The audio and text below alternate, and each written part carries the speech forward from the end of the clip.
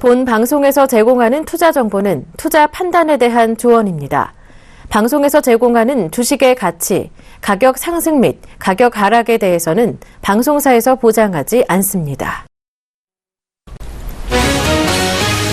지난 주말 미국 뉴욕 증시는 제닛 옐런 연방준비제도 의장이 금리 인상 가능성을 시사한 뒤 혼조세로 거래를 마쳤습니다. 다우지수는 0.29% 하락한 18,395에, S&P 500 지수는 0.16% 떨어진 2,169에 마감했고, 나스닥 지수는 0.13% 오른 5,218을 기록했습니다. 제닛 옐런 미 연방준비제도 의장이 연준은 금리를 인상하는 방향으로 움직이고 있다면서 추가 금리 인상을 강하게 시사했습니다. 옐런 의장은 현지 시각으로 26일 와이오밍주 잭슨홀에서 열린 연준의 연례 경제정책 심포지엄에서 견고한 고용시장과 미국 경제 전망 개선 등의 측면에서 최근 몇 달간 금리 인상을 위한 여건이 강화됐다며 이같이 말했습니다. 미국의 올해 2분기 경제가 기업들의 순이익이 2개 분기 연속 증가한 데 힘입어서 성장세를 나타냈습니다. 미 상무부는 2분기 국내 총생산 성장률 잠정치가 속보치 연율 1.2%보다 소폭 하향 조정된 1.1%를 보였다고 발표했습니다. 이는 마켓워치 조사치에 부합한 것입니다. 미국 뉴욕 상업거래소에서 서부 텍사스산 원유 10월 인도분은 전날보다 0.65% 오른 배럴당 47달러 64센트로 거래를 마쳤습니다. 제닛 옐런 미 연방준비제도 의장과 스탠리 피셔 연준 부의장의 발언으로 달러화가 강세를 보이면서 유가의 오름폭이 커졌습니다.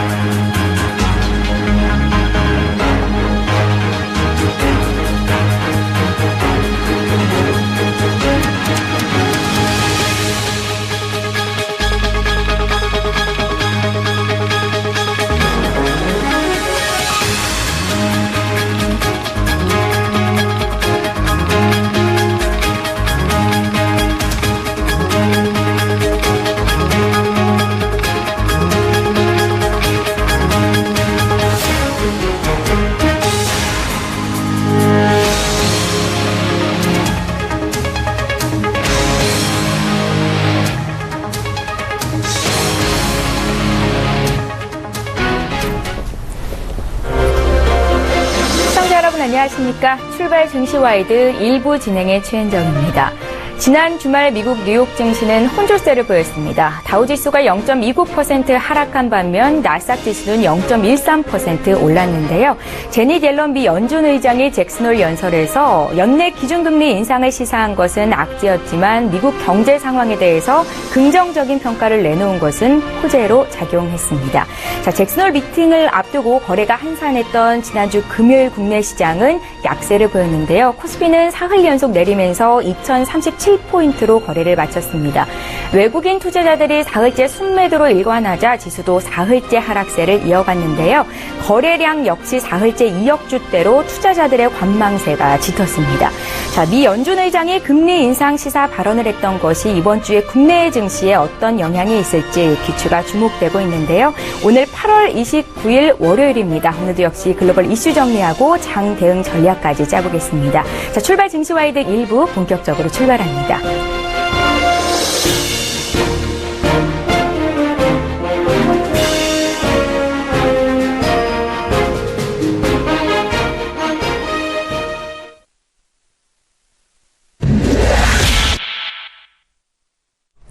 네, 글로벌 이슈 분석하고 장 대응 전략까지 짜보겠습니다. 오늘 월요일인데요. 월요일의 마켓 리더는 LIG 투자증권 김관수 부장님입니다. 전화로 연결해 볼게요. 부장님 안녕하세요.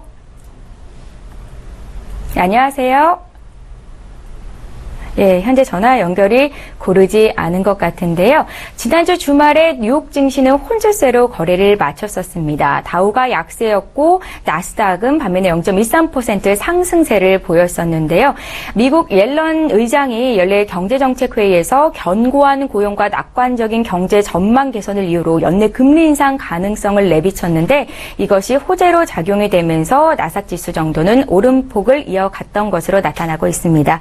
자, 오늘 마켓 리더 시간 이제 본격적으로 다시 시작을 해볼 텐데요. 다시 월요일의 마켓 리더 전화 연결해 보겠습니다. LIG 투자증권의 김관수 부장님을 전화로 연결해 볼게요. 부장님 안녕하세요. 네, 안녕하십니까. 예, 반갑습니다. 제니 델런 미 연준 의장이 열릴 경제정책회의에서 견고한 고용과 낙관적인 경제 전망 개선을 이유로 연내 금리 인상 가능성을 내비쳤습니다. 여기에 스탠리 피셔 부의장, 옐런 부의장 역시 옐런 의장 연설에 대해서 9월 기준금리 인상은 물론이고 연내 두 번의 금리 인상도 가능성이 있다라고 언급하면서 투자 심리가 다소 위축이 됐었는데요. 잭슨홀 미팅 이후로 연준 의장의 연설에 대한 평가를 먼저 좀 부탁드릴게요. 일단 잭슨홀 연설이 시장에 주는 여파는 이 앞전에 형성되어 있던 9월의 금리 인상 가능성을 좀 더 앞당겨주는 그런 모습이 아닌가라 판단되고 있습니다. 스탠리 피셔 연준 부의장 같은 경우도 연내 2회 가능성을 언급하면서 결국 이 앞전까지만 하더라도 9월 인상은 좀 이어질 수 있지 않느냐라는 이런 예측은 있었지만 이렇게 좀 고조되는 그런 부분은 아니었거든요. 또 골드만삭스 같은 경우도 잭슨홀 미팅 이후에 9월의 금리 인상 가능성을 종전에 30%에서 40% 올렸고요. 또 연내 1회 인상 가능성을 75%에서 80% 사정하면서 결국에는 대선도 있지만 올해 하반기에는 결국에는 금리 인상을 할 것이다라는 부분들이 시장에 상당히 큰 이슈화가 되는 모습이 아닌가 판단되고 있습니다. 미국 같은 경우는 금리 인상 전에 상당히 충분한 시그널을 줍니다. 그 시그널이 결국 지금 나타나고 있는 것이 아닌가라고 판단되고 있고요. 앞으로도 시장은 금리 인상의 악재 속에서 주가 어느 정도 지표가 좋아지면은 금리 인상으로 인한 매물이 계속적으로 나올 수 있는 그런 부분이 있기 때문에 결국에는 시장은 상당히 좀 어려워지는 그런 부분이 아닌가로 판단되고 있습니다. 잭슨홀 미팅 이후에 결국에는 금리 인상은 어느 정도 가시화된다라고 판단되고 있고 그것이 9월이냐 12월이냐 아니면 두 번 다 되느냐 이것은 우리가 좀 더 체크해봐야 되는데 아직까지 전체적인 전문가 의견들은 9월보다는 12월의 가능성을 많이 두고 있고요. 그리고 9월에 대한 가능성도 충분히 높아져 있는 부분이기 때문에 이런 부분들을 우리가 좀 체크해보는 것이 필요합니다. 하지만 중요한 것은 아직까지 금리 인상이 이루어지지 않아 있고 이런 시그널만 주고 있기 때문에 여기에 대한 대비는 좀 충분히 해줘야 되는 그런 부분이 아닌가라고 판단되고 있습니다. 예, 미국은 금리 인상 전에 경제지표 호전이라는 시그널을 주기는 하는데 이번 연설 이후로 9월에 금리 인상 가능성 자체는 높아졌지만 전문가들은 12월에 인상이 될 가능성이 더 높지 않을까 이렇게 판단을 하신다는 말씀 들어봤습니다. 자, 미국의 기준금리 인상은 달러화 가치를 절상시키고 원화 가치를 떨어뜨릴 텐데요. 원달러 환율이 상승하면 우리나라 수출 기업에는 긍정적으로 작용이 되겠죠. 자, 앞으로 환율 흐름은 어떻게 예상을 하고 계십니까? 일단은 전일도 나타났다시피 달러는 강세 패턴을 보여주고요. 주요 통화는 약세의 모습을 보여줬습니다. 특히나 미국 같은 경우는 금리 인상을 통해서 시장을 좀 압박하는 경제를 조금 더 긍정적으로 보면서 자금을 흡수하는 그런 부분이고요. 또 유로라든지 엔화, 파운드 같은 경우는 계속 양적 완화를 하고 있기 때문에 결국에는 금리 인상하는 쪽으로 달러는 강세를 보일 것이고 양적 완화는 결국에는 환율의 약세를 예상할 수밖에 없는 부분. 이건 누구나 다 알 수 있는 부분입니다. 근데 중요한 것은 역시 금리 인상은 양날의 칼 것 같습니다. 그래서 우리 같은 경우도 요번에 미국이 금리 인상을 하면은 우리나라에서 자금이 유출되는 것이 아니냐. 하지만 반대로서는 이 자금 유출이 어느 정도 이어진다 하더라도 알다시피 수출 경쟁력을 높이기 위해서 자국의 통화가 약세로 되는 것을 반기는 분위기도 있다는 것이죠. 그렇기 때문에 금리 인상은 달러와 약세는 어느 정도 이어지고 자금 유출도 어느 정도 이어지고 있지만 결국 금리 인상에 따라서 달러가 강세를 보이고 다른 통화들이 약세를 보여서 자금 유출이 되기 때문에 시장에 큰 혼란이 올 것이다. 이렇게 볼 필요는 없지 않나라 판단되고 있습니다. 그리고 이제까지 우리가 좀 체크해야 될 것은 뭐냐면은 시장이 좀 바뀌고 있다는 경제 관념들이 좀 바뀌고 있는 모습을 보여주고 있습니다. 예를 들어서 금리 인하가 되면은 저축률은 감소하고 소비가 촉진되는 그래서 시장이 계속적으로 자금이 좀 돌아가는 그런 모습을 보여주는 것인데 오히려 금리 인하 이후에 저축률은 좀 오히려 더 증가하고요. 소비가 감소되는 모습을 보였습니다. 이것은 불확실성에 대한 소비 위축이라고 볼 수 있는데 환율도 마찬가지입니다. 물론 금리 인상에 대해서 자금 유출이 무조건 된다라고 보지도 마시고요. 그리고 금리 이것이 자국 통화에 대한 자본 유출이 돼서 시장이 크게 흔들릴 것이다. 이렇게 보지도 않는 것이 필요하지 않나. 그래서 결국은 금리 인상은 돼서 자금 유출은 될 수 있지만 그 반대급부적으로 수출 경쟁력이 높아지면서 결국 이런 자국의 통화 약세가 시장의 전체적인 경제 흐름을 좋게 할 수 있는 그런 부분이기 때문에 이런 부분들은 우리 투자자분들이 너무 시장에서 자금 유출되기 때문에 시장이 큰일 났다. 이런 부분들을 체크하면서 뇌동 매매할 필요는 없지 않나 이렇게 판단되고 있습니다. 예, 잘 알겠습니다. 자, 옐런 의장의 기준금리 인상에 대한 언급 이후로 국내 금융권에서는 한국은행이 기준금리를 추가적으로 인하하기는 다소 어려워지지 않았나라는 분석이 나오고 있다고 하는데요. 앞으로 한국은행의 움직임은 어떻겠습니까? 일단 브렉시트 이후에 금리 인하 가능성이 상당히 고조됐습니다. 그래서 금리 인하가 돼서 결국에는 조금 더 시장을 좀 안정시켜 줄 수 있는 그런 부분이 아닌가. 그렇지만 알다시피 이 금리라는 것은 우리도 상당히 좀 어려운 과제점의 하나입니다. 현재 6월 말에 1250조 정도의 가계부채를 갖고 있고요. 또 올해 안에 1300조를 갈 수 있다는 이런 얘기가 나오고 있습니다. 여기서 추가적인 금리 인하에 대한 가능성이 나오고 있지만 추가 금리 인하가 9월에 만약에 미국의 기준금리 인상되지 않는다 하더라도 결국 우리가 쉽게 금리 인하를 하기엔 좀 어렵지 않느냐.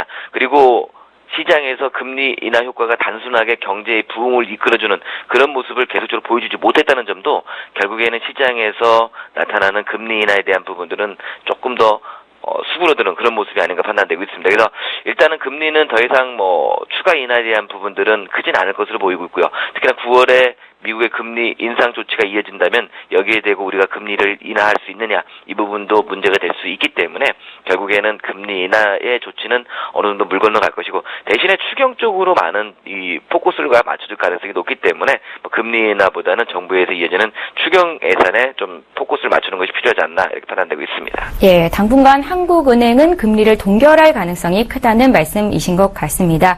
자, 결국 미국의 금리 인상의 관건은 개선된 경제지표일 텐데요. 이번 주에는 우리가 눈여겨볼 만한 경제지표 어떤 것들이 있을까요? 자, 29일에는 7월의 개인소득과 개인지출이 있고요. 또 30일에는 S&P 도시가격지수가 있습니다. 또 31일에는 8월의 시카고 구매자 관리지수와 7월의 잠정주택 지표들이 나오는데요. 일단 관심이 가는 것은 개인소득과 개인지출입니다. 그리고 31일에 이어진 잠정주택 매매도 체크해 볼 필요가 있는데 왜 개인소득과 개인지출 체크해야 되냐면 지금 시장에서 금리와 이런 부분들이 고용과 항상 연결된 부분이라는 것이죠. 그래서 개인소득이 증가하고 개인지출이 증가했다는 것은 역시 고용이 안정적으로 이어지고 있다는 부분이기 때문에 이 부분들이 결국에는 고용과 연결되는 부분이기 때문에 29일에 발표되는 개인소득과 개인지출을 좀 지켜보는 그런 부분이 필요하지 않나라 판단되고 있습니다. 예. 자, 지난해 2월을 끝으로 중단됐던 한일 통화스와프 논의가 재개될 것으로 보입니다. 자, 이같이 한일 양국이 통화스와프 논의를 재개하기로 한 그 배경에는 어떤 것들이 있는지 그 효과에 대한 분석 부탁드릴게요. 일단은 한일 통화스왑은 지난해 2월에 만기가 종료됐다가 또 1년 6개월 만에 이제 다시 체결하기로 하면서 정부가 일본과의 통화수합 협정을 재개한다는 부분들은 상당히 좀 긍정적입니다. 특히나 미국의 금리 인상으로 인해서 자금 유출에 대한 부분들이 있을 때 한일 통화수합이 된다라면은 결국에는 어느 정도의 시장에서의 자금 유출이 가속화되지 않고 또 외환 시장이 크게 흔들리지 않는다는 그런 부분이 있습니다. 특히나 이제 다른 나라와의 통화 수합도 역시 확대할 방침인데 가장 관심은 역시 미국과의 통화 수합이 재추진될 수 있느냐라는 부분이죠. 또 미국과는 2008년 10월에 체결됐다가 2010년 2월에 계약이 만료됐습니다. 이 부분이 결국에는 미국과의 통화 수합도 이어진다면 단기적으로 금리 인상으로 시장에서 자금 유출이 이어진다 하더라도 이것을 충분하게 통화 수합으로 메꿀 수 있는 그런 부분이 있고요. 그리고 통화 수합부가 시장에서 주는 심리적인 부분들도 상당히 클 가능성이 높기 때문에 결국에는 금리 인상에 대한 선제적인 조치의 반응이 아니겠는가 이렇게 판단하고 있습니다. 예. 자, 마지막으로 이번 주 국내 증시 전망과 함께 어떤 종목 또 업종별로 관심 가지면 좋을지 조언 부탁드릴게요. 자, 이번 주는 8월의 말이며 9월의 초입니다. 일단은 아직까지 전체적인 시장이 박스권 장세에서 벗어나지 못하는 그런 모습입니다. 이제 우리 시청자분들도 대충 시장은 눈치채셨을 겁니다. 상승하면 금리 인상에 따른 부담감으로 위에서 밀릴 것이고 또 하락하면 저점에서 매수가 이어지면서 상당히 좀 어려운 지루한 또 박스권 장세가 이어질 가능성이 높겠다라는 부분들도 체크하실 수 있는데요. 미국의 금리 인상에 대한 기대감으로 은행이나 보험업종에 대해서는 관심을 가질 가능성이 높습니다. 하지만 연속성에 대한 문제는 여전히 우리가 체크해볼 부분이고 또 삼성전자가 상승 이후에 좀 약세 패턴을 보여주고 있는데 다시 상승한다 해도 아직까지 큰 의미를 가질 수 있는 부분들이 아닌 것은 역시 시장이 박스권대의 흐름을 보여주고 있기 때문에 그렇다라 판단되고 있고 또 삼성전자 상승한다 하더라도 그리고 또 시가총액이 커진다 하더라도 삼성전자를 제외하면 또 체감지수는 하락의 관점입니다. 그래서 지금 전체적으로는 금리 인상에 대한 부분들도 나오고 있고 또 8월 말입니다. 또 9월장이 되면 우리가 새롭게 매매를 할 수가 있기 때문에 8월 말 남은 3일 동안은 일단 위로 올라갈 때마다 좀 줄여놓는 전략을 구사해서 리스크 관리를 해주시고요. 또 9월장에 주가가 또 양선과 음선을 좀 확인한 다음에 충분히 매매해도 되기 때문에 불확실성이 높은 시점에서는 서둘러서 매매할 필요는 전혀 없는 그런 부분이다라고 판단되고 있고, 그 부분에 따라서 일단 주 초반에는 반등시 좀 물량을 줄여주는 그런 마인드가 좀 필요하지 않나라고 판단되고 있습니다. 예, 자, 월요일에 마켓 리더와 함께했습니다. LIG 투자증권의 김관수 부장과 함께했습니다. 고맙습니다. 네, 감사합니다.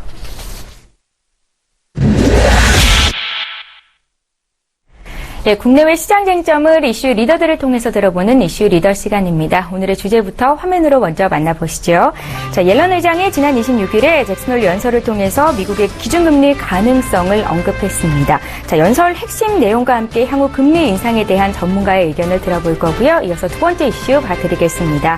국제신용평가사 피치가 한국의 재정 건전성과 구조개혁을 긍정적으로 평가하면서 우리나라의 신용등급을 올릴 것으로 전망이 되고 있는데요. 이에 대한 전문가의 의견도 들어볼게요. 자, 오늘 이슈 리더는요, 소개를 해드리겠습니다. 월요일과 수요일에 만나 뵙고 있는데요. 아데나 투자자문의 신승용 대표를 전화로 연결해보겠습니다. 대표님 안녕하세요. 네, 안녕하십니까. 예, 반갑습니다. 첫 번째 이슈부터 보겠습니다. 지난 26일 옐런 연준 의장의 연설 이후로 미국의 금리 인상이 급부상하고 있는데요. 여기에 피셔 부의장이 연내 2번 올릴 수도 있다, 이렇게 언급을 하면서 시장의 불안 심리도 조성이 됐었습니다. 어떻게 판단하고 계신지 의견 좀 여쭤볼게요. 일단 앞서서 그 LIG 투자증권의 김관수 부장께서 매우 자세하게 그 금리 인상과 관련된 옐런 의장 그리고 피셔 부의장의 이야기를 상당히 소세하게 말씀을 해주신 걸로 알고 있습니다. 그 상황에서 조금만 더 좀 덧붙여 본다라면요. 일단 그 내용은 이렇습니다. 그 옐런 의장은 지금 현재 경제 상황 그리고 전반적인 고용이나 물가 수준이나 이런 부분에 대해서 상당히 긍정적이고 어찌 보면 지금 현재 상황 금리 인상을 해도 전혀 무리가 없을 가능성이 높다라는 부분 시사를 하면서도 한편으로는 경제 상황은 언제 어떻게 될지 모르는 부분이기 때문에 일단은 상당히 중도적이긴 하지만 조금은 좀 매파적인 경향으로 좀 선회된 그런 모습 내지는 그런 느낌을 많이 풍겼다라고 생각이 좀 많이 들고요. 그 잭슨홀 연설 이외에 피셔 부의장의 이제 그 언론사와의 인터뷰 그 내용이 오히려 시장 내에 크게 영향을 미쳤던 것으로 이렇게 평가가 되고 있는데, 오히려 9월, 11월, 12월 그 기간 중에 두 차례 금리 인상도 가능하지 않겠느냐라는 그런 부분.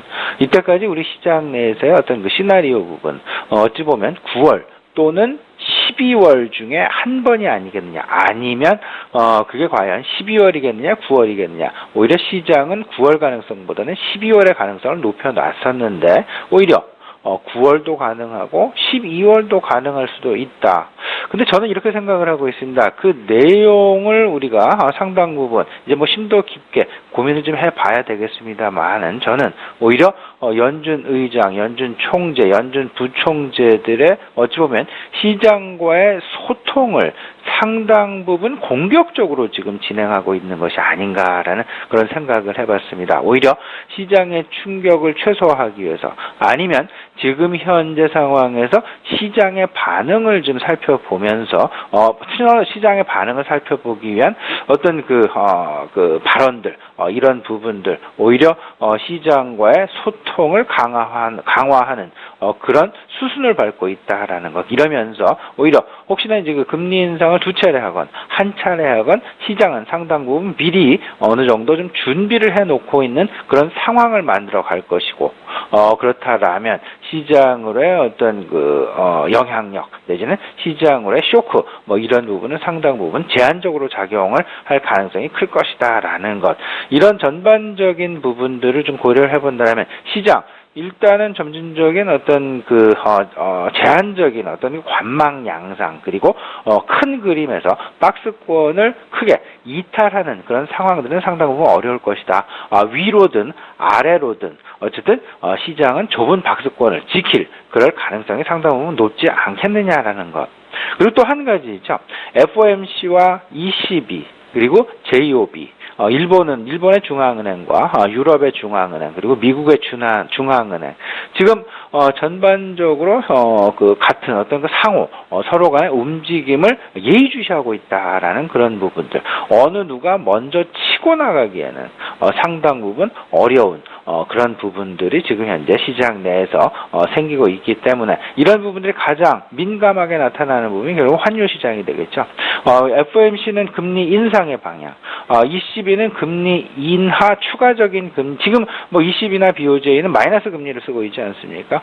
이런 상황들 속에서 추가적인 양적 완화를 과연 단행을 할 것이냐 말 것이냐 이런 서로 상반된 어떤 그런 정책의 방향성 이런 부분들로 인해서 서로 간의 움직임에 대해서 상당히 예의주시하고 있다라는 것 이런 부분들이 쉽사리 이들을 그들의 의지대로 움직이게 만들질 못하고 오히려 시장과의 소통을 강력하게 그리고 강화시키는 어떤 그런 배경으로 우리는 살펴볼 수 있지 않을까 이렇게 좀 생각이 됩니다. 예, 연내 미국이 기준금리 인상을 단행할 경우에 시장의 충격을 최소화하기 위한 수순이 진행 중인 것이라는 판단 들어봤습니다. 자, 이제 두 번째 이슈로 넘어가 볼게요. 국제신용평가사 무디스와 무디스와 S&P에 이어서 피치 역시 우리나라의 국가 신용 등급을 올릴 것이라는 전망이 나왔는데요. 그 배경과 함께 전망 부탁드릴게요. 네, 세계적으로 이제 그 3대 신용평가 기관이죠. 무디스, S&P, 피치.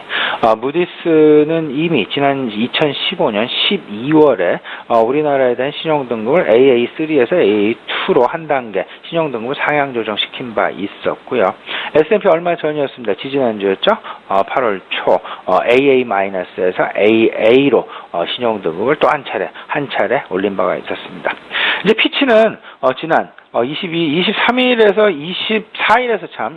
26일까지 한국 정부와 이제 그 연례 회동을 마쳤습니다. 26일 마치고 시장 내에서의 평가 그리고 정부 기관들은 일단 상당히 긍정적인 어떤 그 기대를 지금 현재 하고 있다라는 부분들. 지난 피치의 경험적인 부분을 살펴본다면 피치가 2012년 9월 달에 우리나라에 대한 신용 등급을 A+에서 AA-로 한 단계 높인 바가 있었습니다. 이미 4년 정도가 지났죠. 그 사이에 우리나라의 어떤 그 펀더멘털 부분이랄지 상당히 많이 그 긍정적인 방향으로 진행되었던 것도 사실이었고 그로 인해서 작년에 무디스의 신용등급 상향 그리고 얼마 전 S&P의 상향 조정이 잇따랐다라는 것. 이제 피치도 이 두 회사들과 맞물리면서 결국 우리나라에 대한 신용등급 상향 조정을 하지 않겠느냐라는 그런 기대감이 높아지고 있는 것이 사실이고요. 그렇다면 결국은 우리나라의 어떤 그 신용 등급의 상향 결국은 외부 자금 조달이 상당 부분 용이하게 이제 그 벌어질 수밖에 없을 것이고 이런 부분들 결국은 환율 시장에 영향을 미칠 수밖에 없을 것이다. 원화 가치의 상승. 그렇다면 여기서 우리가 조금 좀 고민해야 될 부분. 얼마 전 S&P사에서의 우리나라 신용 등급을 깜짝 신용 등급 상향 조정을 한 직후 원화의 급등 부분이 나타났습니다. 급속한 평가 절상 부분이 나타났었다라는 점.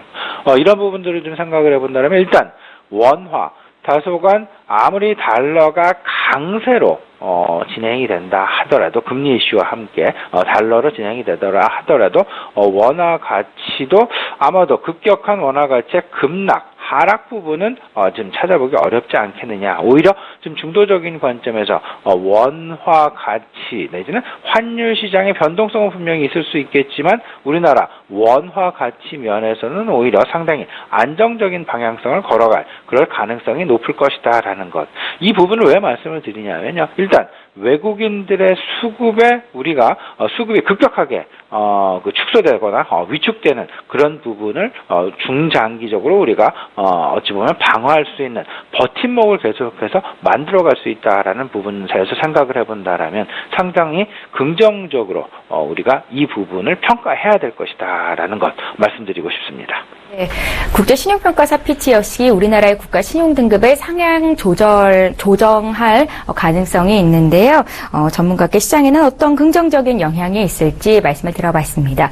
자, 미 연준 의장이 금리 인상을 시사하는 발언을 했던 것이 이번 주 국내외 증시에 어떤 영향이 있을지 귀추가 주목되고 있는데요. 이번 주 어떻게 대응 전략 잡으면 좋을지 투자 조언 부탁드릴게요. 네, 저는 이번 주 이렇게 생각을 하고 있습니다. 연준의 시장 소통 방법에 우리가 조금 더 주목을 해야 될 필요가 있겠다. 옐런 의장은 시장에 대해서 그리고 어떠한 이야기도 사실은 공격적이도 그렇다고 하고 부정적이지도 않게 이야기를 하고 있고 언론과의 인터뷰를 통해서 피셔 부총재가 이제는 부총재가 나섰죠. 부총재가 나서서 오히려 시장 내에 한번 이럴 수도 있다라는 그런 가능성, 이때까지 시장에서 생각을 하지 못했었던 그런 가능성을 한번 비춰봤다라는 것, 그에 따른 어떤 그 시장의 지금 반응을 보려고 하는 그런 부분들도 분명히 있지 않겠느냐라는 그런 부분들 한번 생각을 좀 해보셨으면 좋겠습니다.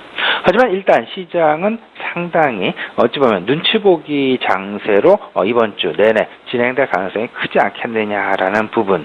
제가 오히려 걱정을 하는 부분은 유동성 장세, 금융 장세에서 실적 장세를 넘어가거나 실적 장세로 넘어가지 않고 바로 유동성의 위축이 나타나면서 오히려 역금융 장세로 넘어가는 그런 상황들 혹시나 나타나지 않을까.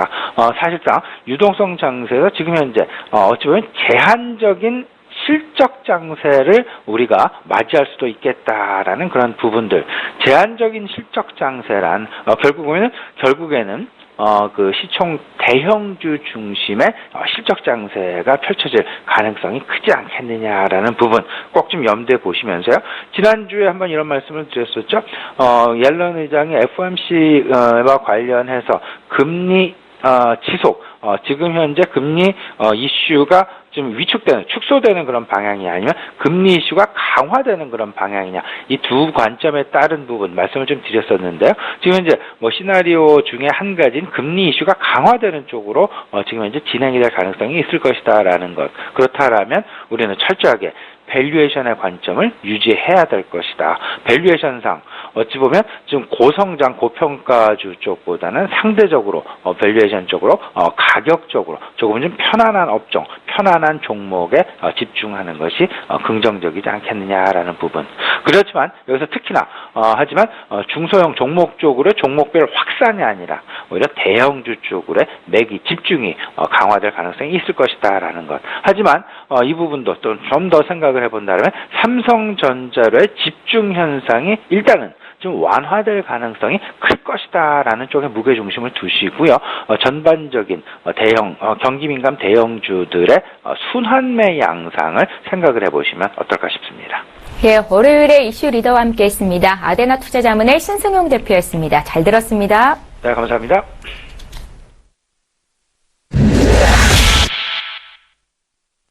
예, 수급 리더 시간인데요. 전일장 수급 상황부터 보겠습니다. 지난주 금요일 코스피는 사흘째 약세를 보이면서 2037포인트로 거래를 마쳤는데요.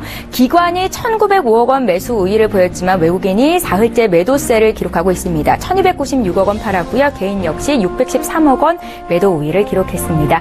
코스닥 수급 상황 살펴볼게요. 코스닥 지수도 0.52% 하락한 680의 거래를 마쳤었는데요. 역시 개인만이 투자 주체로 떠올랐습니다. 개인 투자자가 504억 원 매수 우위를 기록했고요.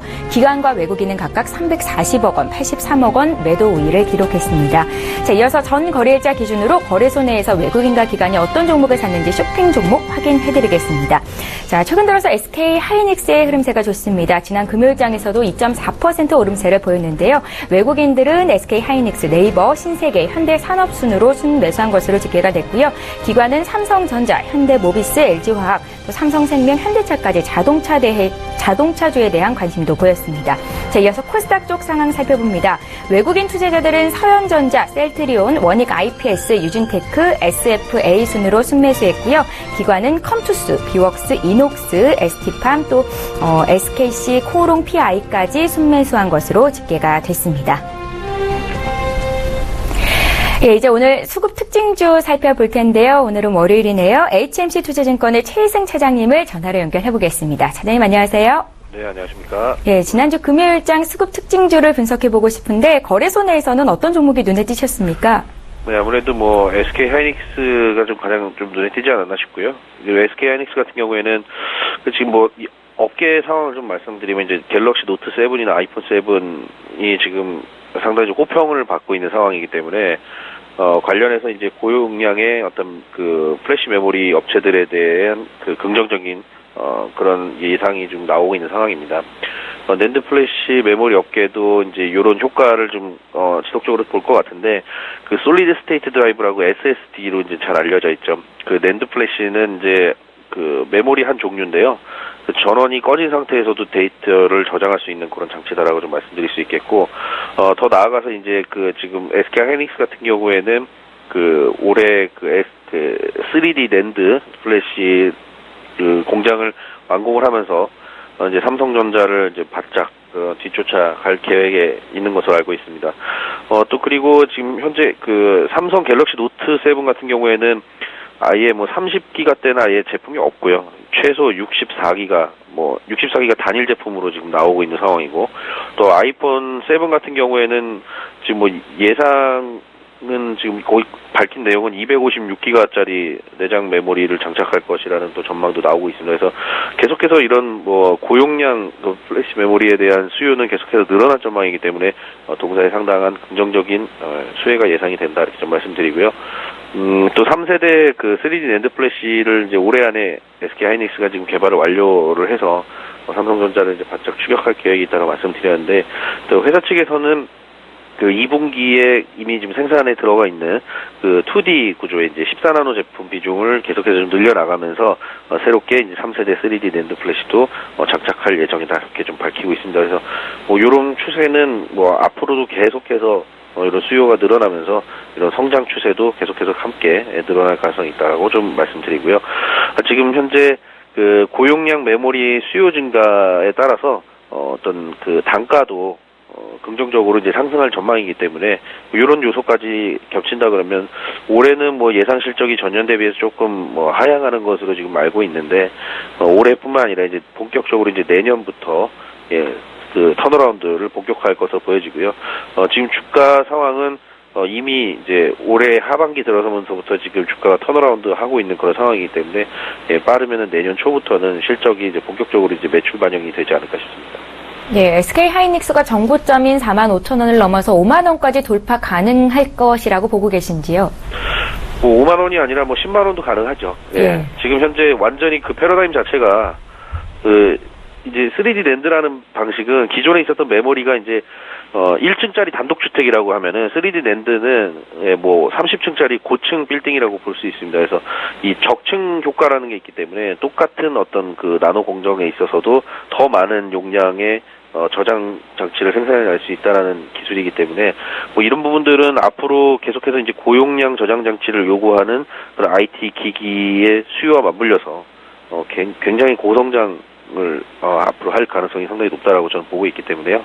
지금까지 52,400원 14년도에 기록했던 뭐 이런 3D 낸드 없이 기록했던 주가이기 때문에 3D 낸드나 이런 새로운 기술도 패러다임이 바뀌었기 때문에 주가도 그런 패러다임에 맞춰서 좀 바뀔 수 있는 부분이 충분히 있다, 저는 그렇게 보고 있고, 그래서 5만 원대 이상도 충분히 가능하다, 중장기적으로 봤을 때는 그렇게 보고 있습니다. 예, 최희승 차장께서는요, SK 하이닉스 중장기로 봤을 때 5만 원은 물론이고 10만 원까지 목표가를 설정해 볼 수 있겠다라고 조언을 하셨습니다. 자, 이제 코스닥 수급 특징 좀 볼게요. 어떤 종목이 눈에 띄셨습니까? 네, 코스닥도 뭐 이제 그 IT 종목 중에 하나인데 SFA라는 종목 한번 좀 말씀드려보겠습니다. 지금 동사 같은 경우에는 삼성 디스플레이하고 상당히 좀 밀접한 관계가 있는 회사인데요. 지금 전공정 장비를 좀 납품을 하고 있습니다. 그래서 지금 이런 이제 그 삼성뿐만 아니라 지금 LG 쪽도 마찬가지고 지금 글로벌 업체들도 디스플레이 쪽에 굉장한 지금 투자를 계속해서 확대를 하고 있는 상황이기 때문에 그 디스플레이용 전공정 장비를 그 납품을 하는 동사의 수혜가 예상이 되는 부분이고요. 또 지금 그 LG 같은 경우에는 2조 원 규모의 그 OLED 그 투자 확대를 발표를 했죠. 그래서 그거에 따른 또 이제 그 주변 그 장치 업체들, 이런 전공정, 후공정 업체들 상당히 수혜를 받을 수 있을 것 같고, 그 중에 하나가 이제 SFA다라고 좀 말씀드릴 수 있겠고요. 지금 올해는 이제 실적이 상당히 좀 서프라이즈로 지금 예상을 하고 있는데, 참고로 작년 매출액이 5,261억이었는데 지금 올해 1조 원을 넘어설 것으로 예상을 하고 있습니다. 그래서 지금 뭐 이제 보통 요런 이제 IT 기업들의 실적은 3분기, 4분기로 갈수록 점차 실적이 더더욱 개선되는 그런 흐름을 보이기 때문에 3분기뿐만 아니라 연말로 갈수록 계속해서 이런 긍정적인 흐름은 지속적으로 나타날 가능성이 높다. 또 주가 측면에서 봤을 때는 8월 초부터 그 단기적인 사실 이게 6월 말부터 사실 주가가 4만 원대에서부터 6만 원대까지 거의 2만 원 정도 수직 상승을 했다가 8월 달 들어서면서부터 이제 차익 실현이 좀 일부 나왔거든요. 근데 뭐 거래량 봐서는 뭐 완전히 뭐 이제 물량을 털고 나간다 이런 개념보다는 차익 실현에 나섰다라는 측면이 좀 강하고, 지난주도 이제 기관뿐만 아니라 외국인들이 좀 매수가 많이 들어왔고, 금요일 날은 기관까지 매수에 동참을 해주면서 다시 한번 단기 바닥권을 강하게 형성해주는 모습 보였습니다. 그래서 올해 이번 주는 뭐 추가적으로 다시 한번 6만 원대 트라이를 하지 않을까라는 긍정적인 시각을 가지고 있습니다. 예, 잘 알겠습니다. 코스닥 수급 특징주는 FSA까지 분석해 주셨습니다. 월요일의 수급 리더는요, HMC 투자증권의 최희승 차장이었습니다. 잘 들었습니다. 네, 감사합니다. 예, 자, 출발 증시와이드 2부 시간에는요, 샘플스의 김영구 멘토와 함께 시장 흐름 분석해 볼 거고요. 또 이어지는 시간에는 정윤성 소장, 최동기 이사와 함께 발빠르게 시황 준비해 드릴 거고, 오늘장 특징주까지 분석해 드리겠습니다. 저희는 잠시 뒤 2부 시간에 뵙겠습니다. 고맙습니다.